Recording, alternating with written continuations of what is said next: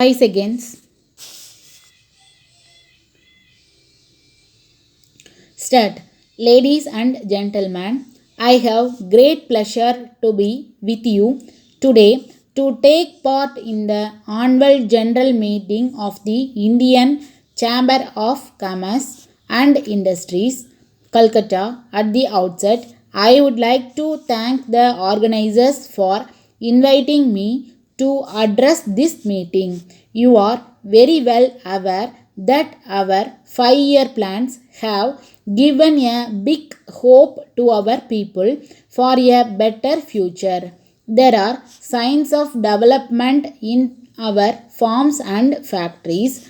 By and large, there has been a commendable display of mutual goodwill between different sections of our ancient society.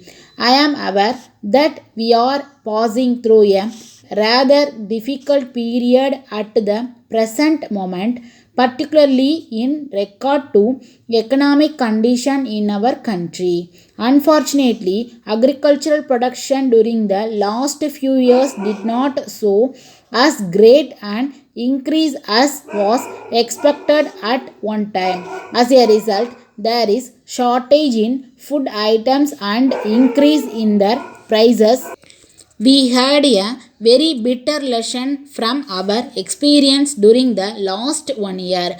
First and foremost, efforts to increase agricultural production on a long term basis deserve the highest priority. I wish to point out in this connection that our food production increased at the rate of 4% per annum during the last two plan periods. A significant feature was that in some parts of the country, an increase of more than 5% was achieved, while in some other parts there was only an increase of about 1%. There is no reason why the high rates of growth attained in some parts of the country, the farmer has to be provided with all facilities such as better seeds, better manures and irrigation facilities. The government is trying to do its best in this regard. However, the agricultural department in the states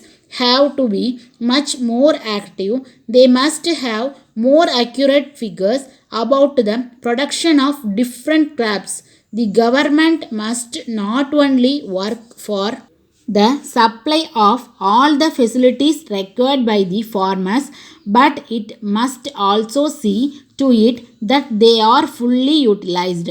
There must be a common and consistent link between these departments and the farmers so that one helps and supports the other. The accent in the next 5-year plan must be on the well being of the common man. In the course of the next 10 years or so, it will be our aim to ensure a minimum living standard to our people.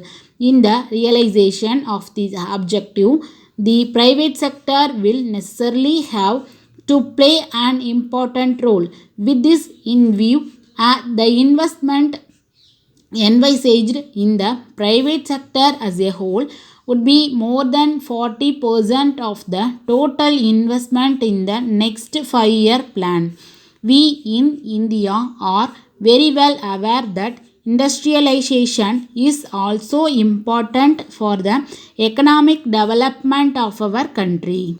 It is essential because it increases the supply of goods which people need. It also provides employment and livelihood to our growing population in a much faster way. We are also aware that there are many difficulties in the way of setting up new industries. The shortage of foreign exchange is the major problem. I am, however, happy to tell you that many developed countries in the world have come forward to help us in the matter of setting up new industries in India. We are much thankful to these countries. I once again thank you for the opportunity given to me and wish you success in your deliberations. Letter from Messrs. Brown and Company, London, to the Executive Director, National Enterprises Limited, Bombay. Dear Sir, we have great pleasure in acknowledging the receipt of your letter of the 25th instant. We thank you very much for your further order for the supply of the electric motors. We, however, regret to inform you that we are not able to accept your order at the prices mentioned in our last catalog. This is because of the increase in the prices of raw materials in the recent times. We therefore request you kindly to consider all our previous catalogs as cancelled. We wish to state in this connection that we have informed our customers about the increase in prices by a circular letter dated the 22nd instant, but we find from our register that your name is not in the list. It must have been omitted through some mistakes on the part of our staff, for which we tender our sincere apologies. We now enclose a copy of our new catalog from which you will be able to see the correct price of the electric motors which you may require. We can deliver them at the shortest possible notice.